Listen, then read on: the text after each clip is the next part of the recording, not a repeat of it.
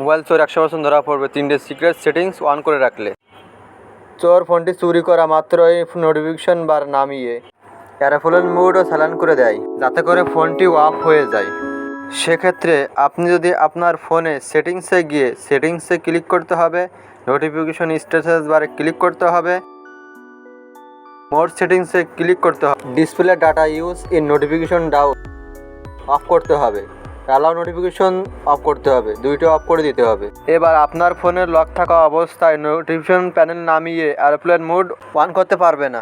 এবার যদি বলেন ভাই চোর ফোনটি যদি অফ করে রাখে তাহলে কি হবে? সেক্ষেত্রে আপনি যদি আপনার ফোনে সেটিংসে গিয়ে সেটিংসে ক্লিক করতে হবে, পাসওয়ার্ড অ্যান্ড সিকিউরিটি ক্লিক করতে হবে, সিস্টেম সিকিউরিটি ক্লিক করতে হবে, recovery password to power off click করতে হবে। Recovery password to power off এটি অফ করা রয়েছে, অন করতে হবে। অন করতে হলে এরপরে ক্লিক করতে হবে।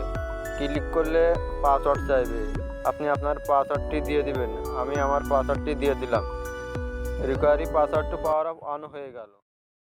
এবার আমার ফোনটি অফ করব। অফ করতে চাইলে পাসওয়ার্ড চাইবে। এবার যদি বলেন ভাই তোর যদি ফোনটি চুরি করার পর সিম দুটো খুলে, সেক্ষেত্রে আপনি আপনার সেটিংসে গিয়ে সেটিংসে ক্লিক করতে হবে। তারপর স্ক্রল করে নিচের দিকে নেমে গুগলে ক্লিক করতে হবে,